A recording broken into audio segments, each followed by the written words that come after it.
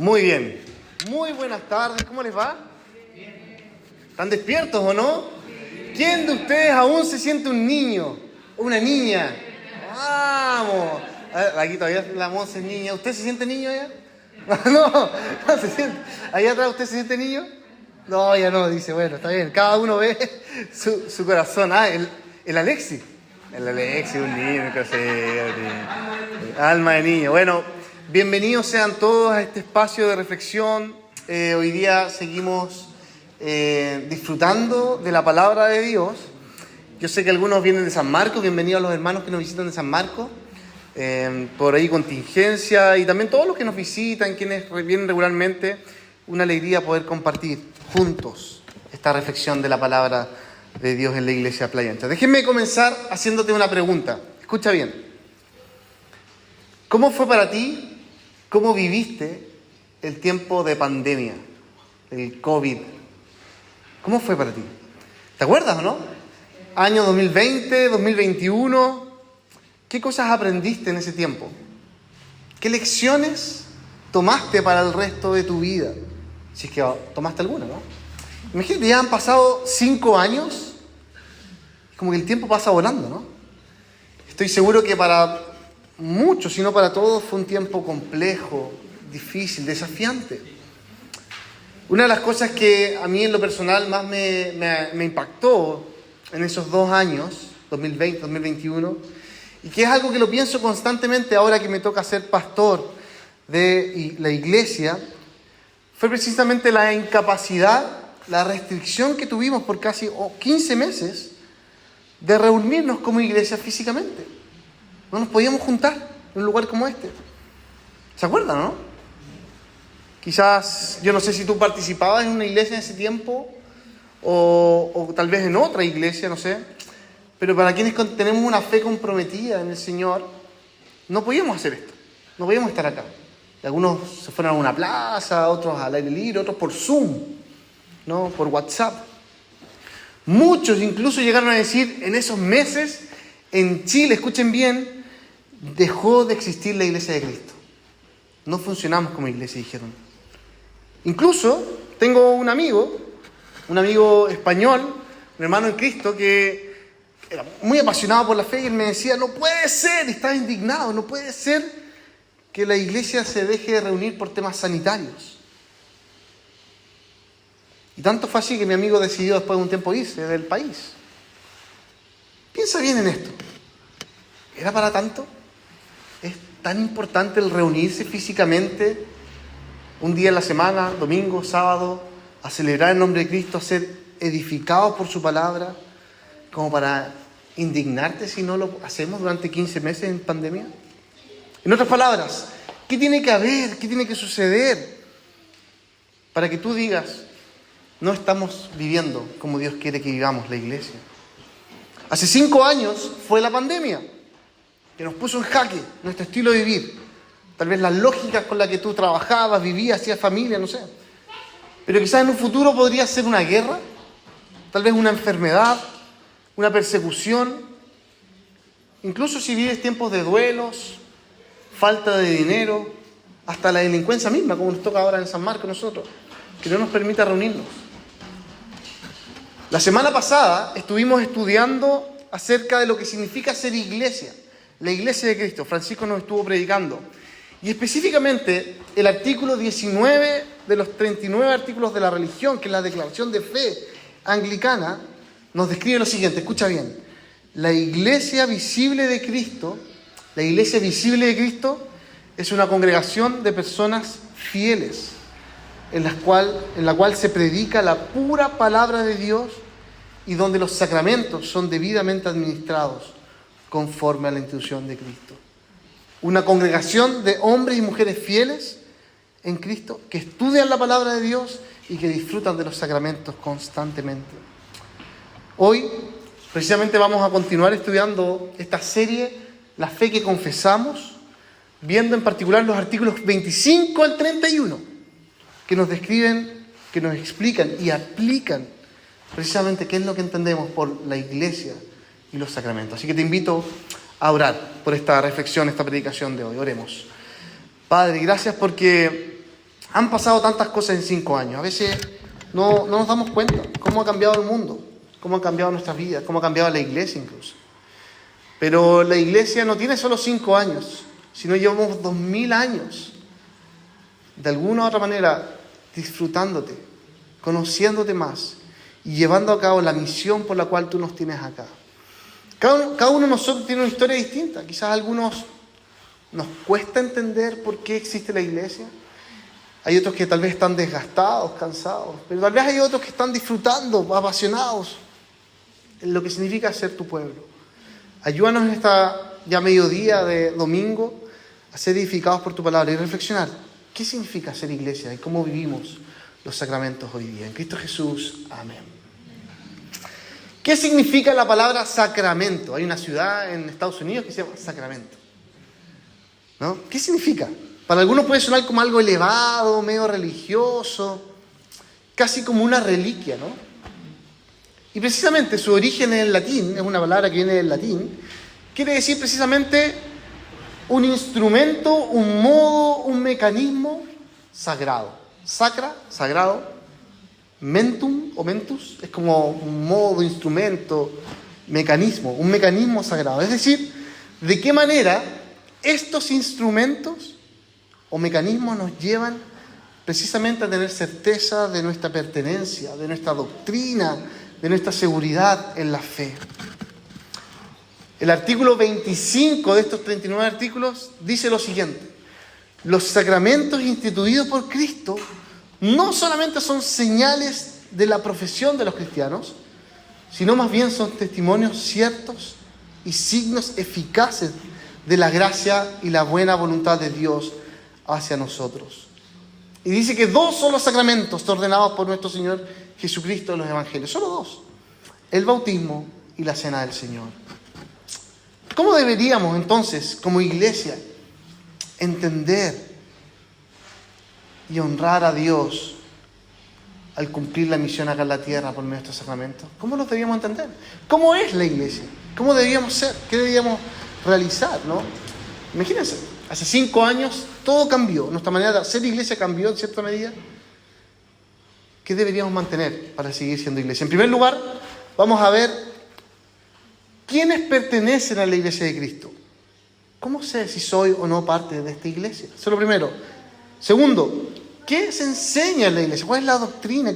¿Cómo crecemos en nuestra fe mientras vivimos acá? Y tercero, ¿cómo permanecemos seguros de lo que estamos haciendo? O sea, que venga una pandemia, un terremoto, una guerra. ¿Cómo estamos seguros de que somos la iglesia de Cristo, pase lo que pase? 3 cosas: pertenencia, enseñanza y seguridad, veremos en este mediodía. Vamos viendo lo primero entonces. ¿Cómo podemos asegurarnos que los que creen que Jesús vivió, murió y rescató, pertenecemos a la iglesia de Cristo? ¿Cuál es la vía de entrada, no? Eso era lo que se preguntaban los primeros creyentes, por allá por el siglo I, cuando escucharon a predicar a Pedro en Jerusalén. Se preguntaban: ¿cómo soy parte de esa comunidad, de esa iglesia, de ese grupo de personas? Miren lo que dice Hechos capítulo 2, y te invito a que tengas tu Biblia abierta, que vayamos juntos estudiando este pasaje. Porque Pedro, después de haber recibido el Espíritu Santo en Pentecostés, en ese mismo preciso instante, comienza su primera prédica maravillosa, demostrando que Jesús es el Señor y Salvador del mundo. Jesús es Cristo y Rey de toda la humanidad. Mira lo que dice el versículo 36 de Hechos 2. Sépalo bien, dice Pedro, todo Israel, que a este Jesús, a quien ustedes crucificaron, Dios lo ha hecho Señor y Mesías. Esto fue 50 días después de más o menos de la muerte de Jesús, de la resurrección de Jesús. Y Pedro dice: sépalo bien todo Israel, que a este Jesús, a quien ustedes crucificaron, Dios lo ha hecho Señor y Mesías. ¿Y qué hace la gente en ese momento? ¿Qué pregunta? Versículo 37. ¿Qué debemos hacer para asegurarnos no solo de creer esto, sino de pertenecer a la iglesia de Cristo? Y Pedro responde: arrepiéntanse y bautícese cada uno de ustedes en el nombre de Jesucristo para perdón de sus pecados, contestó Pedro, y recibirán el don del Espíritu Santo. En efecto, dice Pedro, la promesa es para ustedes, para sus hijos y para todos los que estén lejos, los extranjeros. Es decir, para todos aquellos a quienes el Señor nuestro Dios llame a su pueblo. Esto es hermoso porque lo que está diciendo acá Pedro es que el arrepentimiento tiene por coherencia, ¿qué cosa? El bautismo, bautizarse. El bautismo no es simplemente un ritual externo, algo visual que vemos, sino es la señal, es el sello de que ahora pertenecemos al pueblo de Dios, que hemos sido limpiados por fe de nuestros pecados, que hemos sido incorporados a la comunidad de la gracia. Según estos 39 artículos, el bautismo es un sacramento instituido por Cristo como señal visible de algo que ocurre invisiblemente, de una gracia invisible, por la cual somos nosotros recibidos en su iglesia. Escucha esto, Hechos capítulo 2 nos muestra que el bautismo es la puerta visible de entrada a la comunidad de la fe. No es solamente un símbolo vacío, sino es el sello público de que ahora pertenecemos a una familia más grande, a un pueblo más grande, a una nación celestial. En Valparaíso, así como en cualquier otro puerto del mundo, sabemos que hay muchos barcos que vienen y se van. Gente entra, gente sale. Algunos pasan de largo y van a otros puertos, pero hay algunos que deciden quedarse a vivir en Valparaíso, como pasó acá. Gran Bretaña era una ciudad de mucha gente inmigrante que llegaba en puerto y se quedaba a vivir acá. Echaban sus raíces en este puerto de Valparaíso. El bautismo es esa señal misma de que hemos entrado, atracado, arraigado nuestra vida en este puerto seguro que es Cristo, en esta iglesia. Y no vamos a volver a zarpar a ningún otro lugar. Escucha esto, durante la pandemia, muchos necesitábamos de estos famosos salvoconductos, ¿se acuerdan? Para irse a otros lugares, a Santiago, al interior, a Viña. Y sin ese salvoconducto no te podías mover. Hasta te podían tomar preso, ¿no? El bautismo es, así por decirlo, un salvoconducto que indica que ahora le pertenecemos a un rey. Somos parte del pueblo del rey. No porque hayamos comprado un salvoconducto, sino porque Cristo nos regaló por una gracia inmerecida ese salvoconducto. Ahora bien, muchos de nosotros crecimos en la iglesia, hemos conocido muchas historias, hemos escuchado muchos predicadores, y lo normal que crecimos y que entendimos era que el bautismo venía después de yo confesar con mi boca de que Jesucristo es mi Señor y Salvador, ¿cierto? Eso se conoce como el credo bautismo. Yo creo y me bautizo. Creo a una edad prudente, cuando ya tengo razón, voluntad, puedo tomar una decisión libremente y me decido bautizar, como un testimonio de mi fe. Para nosotros como iglesia anglicana, eso lo creemos cabalmente, es así. Pero también, como iglesia histórica, reformada, parte de esta iglesia universal, comprendemos que el cristianismo no es algo nuevo, ¿no? Y que hay muchas familias, hay muchos padres que ya tienen una fe arraigada en Cristo. Ya pertenecemos a esta familia de Dios. Y por lo tanto, como ya hemos sido bautizados y somos parte de esta familia del pacto de Dios, ahora queremos que nuestros hijos crezcan con esa fe. Y por eso los bautizamos, ¿cierto? Por eso hacemos este llamado a bautizar a tanto a mayores como a menores. Siempre y cuando quien va a bautizar a su hijo comprenda esta fe en el Señor Jesús, en el Evangelio de Dios. Ya no pertenecemos a Chile, ya no pertenecemos a Valparaíso, ya no pertenecemos a la familia, no sé, Miranda, sino ahora pertenezco a la familia de Dios. Y mis hijos van a ser bautizados en esa familia de Dios. Y eso es lo que se conoce como el paidobautismo, el bautismo de niños. Tal como en Génesis, cuando Dios llamó a Abraham y por medio de él creó una familia, y en el Éxodo se repite nuevamente esta familia, lo vimos la semana pasada, y en Deuteronomio se vuelve a repetir la ley de esta familia que ha sido rescatada por Dios para ser su pueblo precioso. la transformación del corazón no dependía de sus obras, no dependía de su obediencia, sino era Dios quien había tocado esas vidas, esos corazones. E incluso los niños eran circuncidados al 8º día, como una muestra de que pertenecían a un pueblo mayor, a una familia más grande, a un pueblo que ya no tiene límites de sanguíneos, ¿no? Y por eso, cuando vamos a Deuteronomio 30 y vemos este pasaje tan maravilloso que nos recuerda que el pueblo de Dios está inmerso en un pacto que Dios hizo con el pueblo. No es que yo me acerco y digo, ya, Dios, voy a firmar este pacto contigo. No. Dios hizo un pacto con nosotros. Al pueblo de Dios le toca obedecer, pero es Dios quien circuncida el corazón del creyente. Y no solo del creyente, sino de sus descendientes, dice Deuteronomio 30. Para que lo amemos de todo corazón y lleguemos a tener vida junto a Él. Pero escucha esto. Como iglesia nosotros no creemos que el bautismo es suficiente para salvar a una persona del infierno.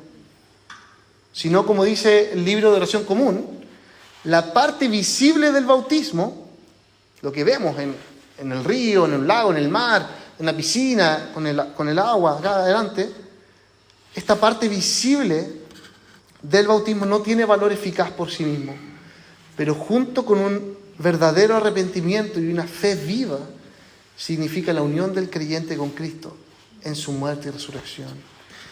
Y esto es hermoso porque el bautismo habla completamente de la soberanía de Dios, tanto para salvar al pecador como para darle una mente, un entendimiento, un corazón de arrepentimiento y fe continuo.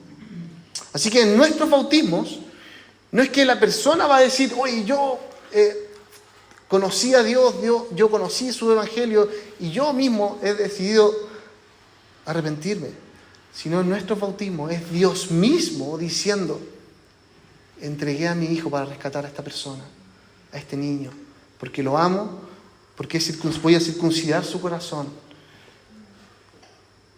Es la soberanía de Dios obrando sobre nosotros. Imagina que una familia adopta a un niño pequeño, ¿no? Un poco lo que hablábamos recién. Una familia adopta a un niñito que está abandonado.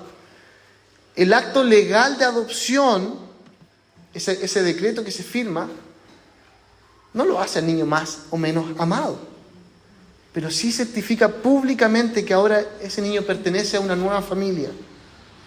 Así es el bautismo para nosotros. No es que nos salva el bautismo, pero es el sello público de que ahora le pertenecemos a la familia de Dios. Es el decreto firmado, es este instrumento sagrado, este mecanismo sagrado de que ahora pertenezco al pueblo de Dios.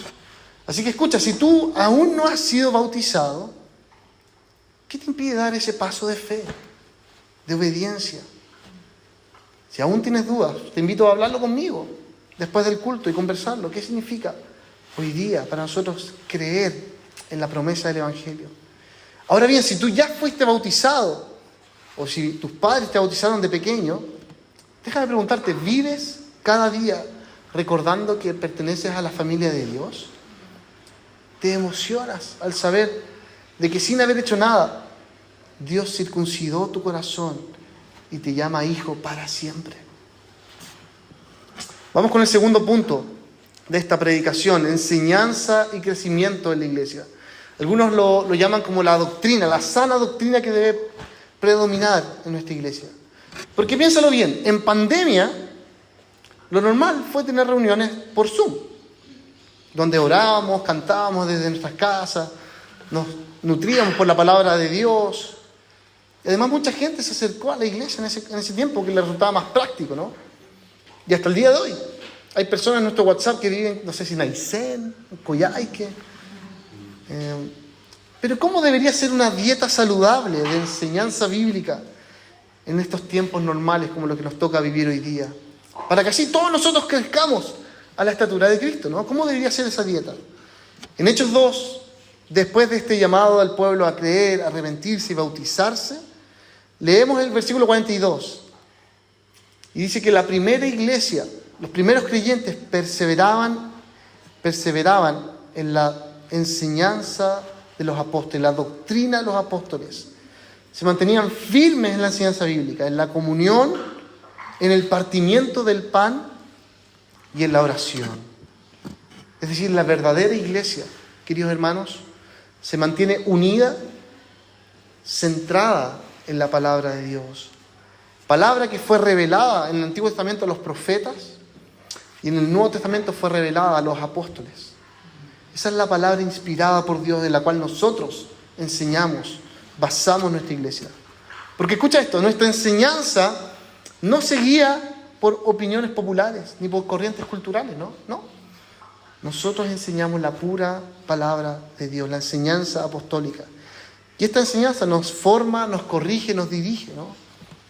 Así que, si estamos acá, lo que queremos hacer es escuchar la pura palabra de Dios. Pero además de eso, hacemos el segundo sacramento. El primero era el bautismo y el segundo era el sacramento de la Santa Cena, ¿no?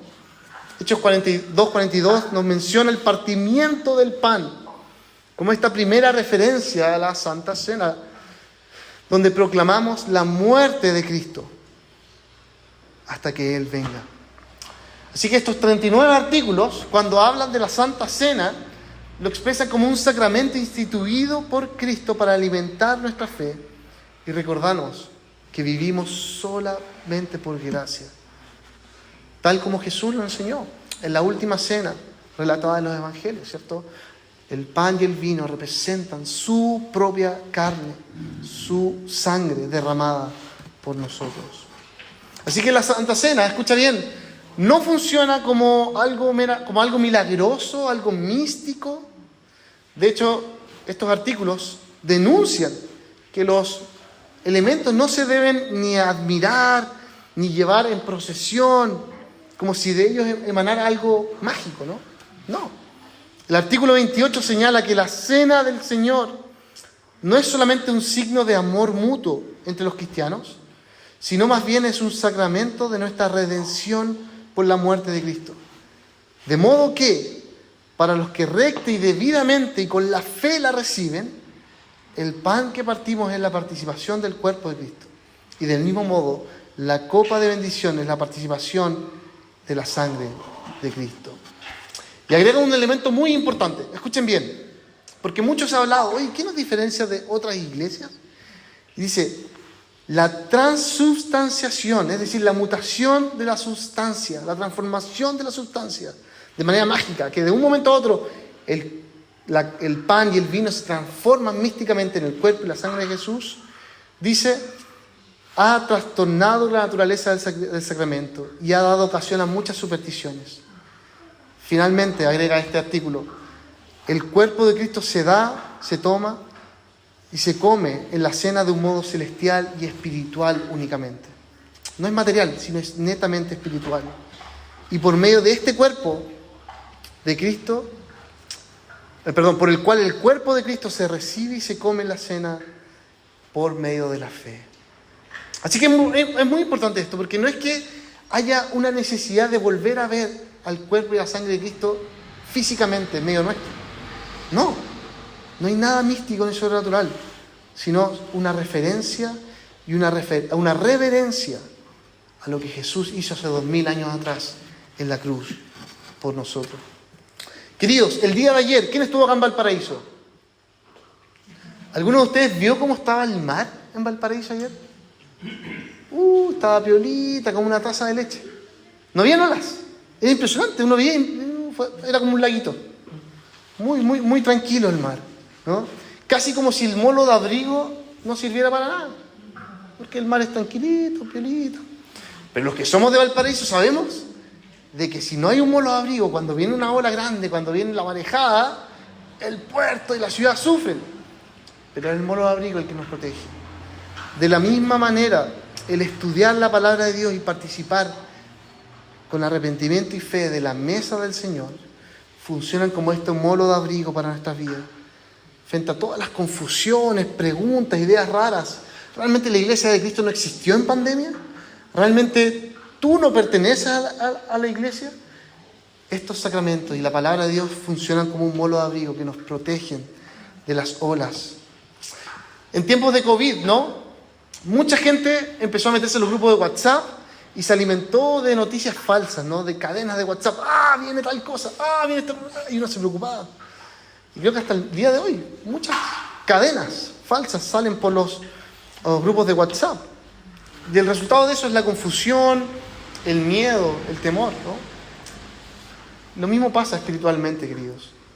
Si nos empezamos a alimentar más de redes sociales, más de lo que puedo ver a la distancia, en otra comunidad, en otra iglesia, más de lo que puede pasar acá, en este domingo, nuestra mente empieza a divagar.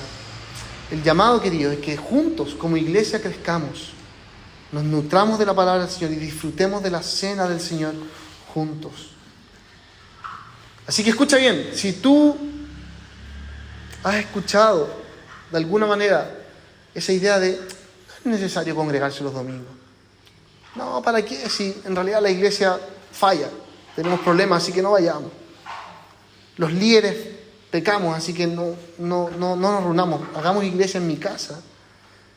Escucha bien, tú necesitas congregarte, participar de una reunión dominical, los días sábados en San Marcos, como discípulo de Cristo para crecer y madurar junto tu fe. Recuerda, el estudio de la palabra, la Santa Cena, solo pueden dirigirse bien en el servicio dominical. Vamos ahora rápidamente con el tercer y último punto, ¿no? ¿Qué seguridad tenemos de permanecer en el pueblo de Dios? Pregunta, ¿realmente usted está seguro de que sea lo que venga, tú vas a permanecer en el cuerpo de Cristo? Recuerdo que en la antigüedad, cuando le planteaban esta pregunta a los primeros creyentes, les decían, si viene el ejército romano, César, y te crucifica y te quema, ¿vas a seguir permaneciendo fiel a Cristo? Hace unas semanas atrás hablamos de la justificación por la fe y la santificación como hijos de Dios, ¿no? Y me acuerdo que Carlos mencionó que es solo por medio del nombre de Jesucristo que podemos ser salvados. No por las obras, ni por la obediencia, ni siquiera por la tradición, sino solo por la obra de Cristo, hace 2000 años atrás. El problema es que cuando vemos videos en YouTube o cuando escuchamos a gente que nos empieza a decir cosas extrañas, no, ¿sabes qué? Pórtate bien, si no vas a ser sacado del cuerpo de Cristo. Y lo que es peor, cuando nosotros mismos empezamos a criticarnos entre nosotros, a juzgarnos, no, este no merece estar acá, no, este no es, este es un falso. Y empezamos a enumerar lo innumerable, la cantidad increíble de pecados que hay en nosotros. Lo único que estamos haciendo es poner en duda la muerte de Cristo, la suficiencia de la muerte de Cristo para rescatar almas de la condenación y la muerte eterna. Hay un pasaje, ¿no?, que leímos recién, Hebreos 10, nos desafía, porque de alguna u otra manera pone un candado de seguridad en nuestra vida y que nadie va a poder romper. El autor de Hebreos dice, somos santificados mediante la ofrenda del cuerpo de Jesucristo, hecha una vez para siempre. Y no hay un sacrificio adicional que ofrecer, Cristo ya lo hizo. No hay que repetir y ver al cuerpo, ver a la sangre físicamente en la Santa Cena para estar seguro de mi salvación. No. Cristo ya murió por ti, ya te rescató, ya derramó su sangre para darte seguridad. Así que esa seguridad no se basa en nuestra obediencia, sino en la obediencia de Cristo al morir en la cruz por ti y por mí. Así que para el creyente que lucha con la culpa, que tenemos tendencia quizás al legalismo, este pasaje es una liberación. Nuestra confianza no está en lo que hacemos, sino en lo que Cristo ya hizo. Esto significa que los sacramentos que la Iglesia realiza, el bautismo y la Santa Cena, son recordatorios, son memoriales de lo que Jesús hizo en el pasado por nosotros. Pero no solamente son memoriales, sino también son alimento espiritual para nuestros corazones.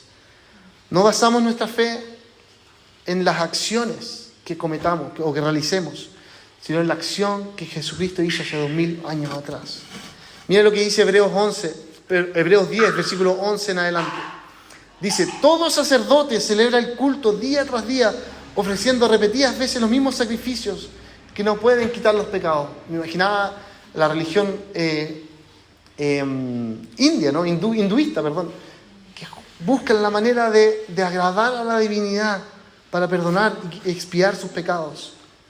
Pero dice acá el autor de Hebreos, pero este sacerdote, refiriéndose a Jesús, después de ofrecer por los pecados un solo sacrificio para siempre, se sentó a la derecha de Dios en espera de que sus enemigos sean puestos por estrado a sus pies.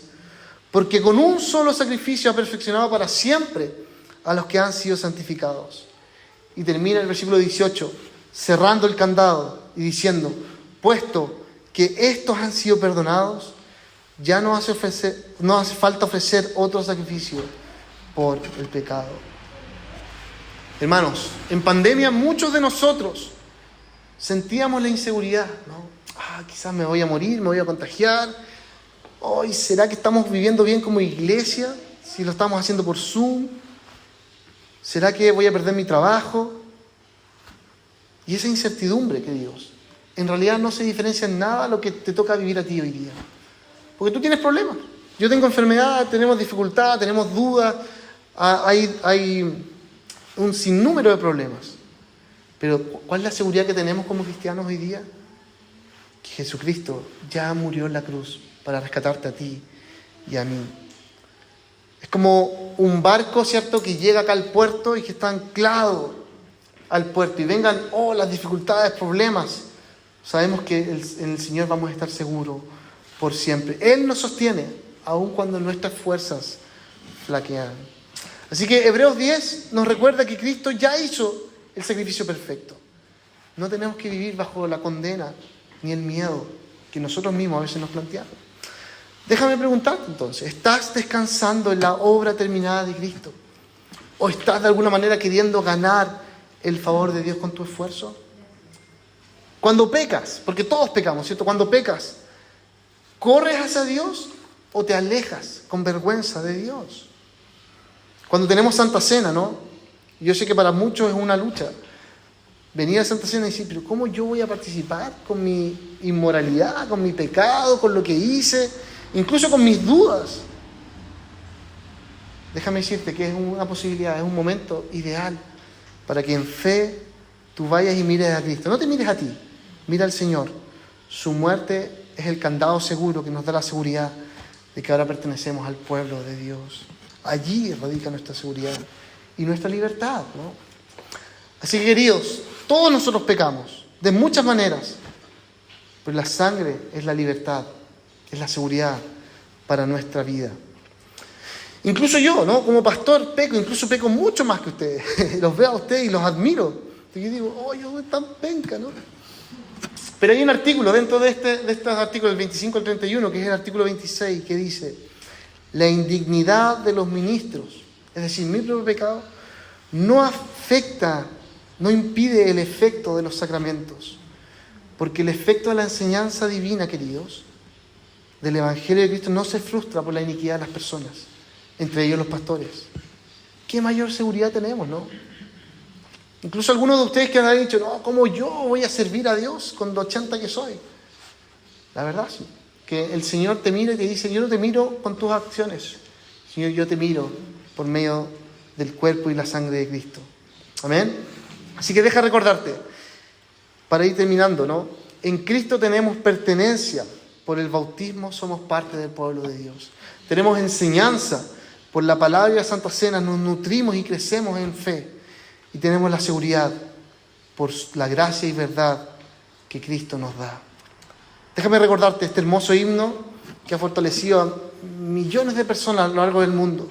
No sé si lo conocen. Dice, firmes y adelante huestes de la fe, sin temor alguno que Jesús nos ve.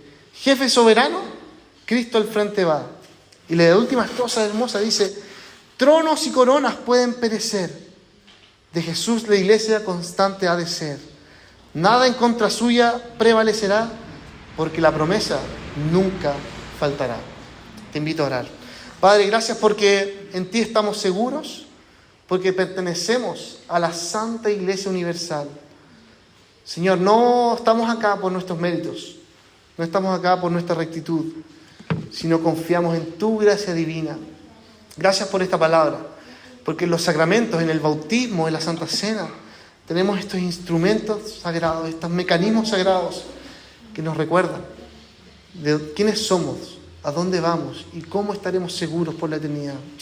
Ayúdanos, Señor, a ser una iglesia fiel a tus palabras, fiel a la sana doctrina Que no caigamos en tergiversaciones ni en manipulaciones, en cosas que han sido quizás manipuladas a través de los siglos, sino que seamos firmes, arraigados a tu palabra y que juntos podamos mostrarnos a Cristo, mostrarnos nuestra necesidad de la salvación. En Cristo Jesús oramos. Amén.